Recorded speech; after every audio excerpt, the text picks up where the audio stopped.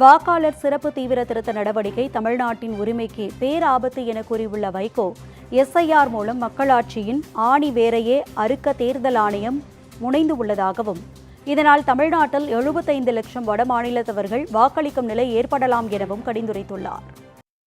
தமிழ்நாட்டினுடைய நலன்களையும் உரிமைகளையும் ஜனநாயகத்தையும் பாதுகாப்பதற்கு ஒரு பேராபத்தான ஒரு சூழ்நிலையை எதிர்கொள்வதற்கு ஜனநாயகத்தினுடைய ஆணிவேரையே அறுக்கக்கூடிய வேளையில் மத்திய அரசினுடைய ஏவுதலில் தேர்தல் ஆணையமே முனைந்திருக்கக்கூடிய இந்த நேரத்தில் கருத்துக்களை ஆலோசனைகளை பெற்று அதன் அடிப்படையிலே ஒரு தீர்மானத்தை நிறைவேற்ற வேண்டும் என்று நீங்கள் முடிவெடுத்திருப்பது வரவேற்கத்தக்கது.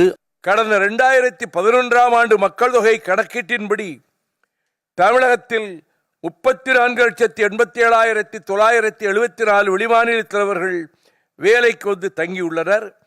தற்போது 14 ஆண்டுகளில் இந்த எண்ணிக்கை இரட்டிப்பாகி இருக்கும். இந்நிலையில் நாடு முழுவதும் சிறப்பு தீவிர வாக்காளர் பட்டியல் திருத்தப் பணிகள் முடிந்துவிட்டால் தமிழகத்தில் தற்போதுள்ள வெளிமாநிலத்தைச் சேர்ந்த சுமார் 75 லட்சம் பேர் தமிழக வாக்காளர் பட்டியலிலே பெயர் சேர்த்து வாக்களிக்கும் ஒரு அபாயகரமான நிலை உருவாகலாம்.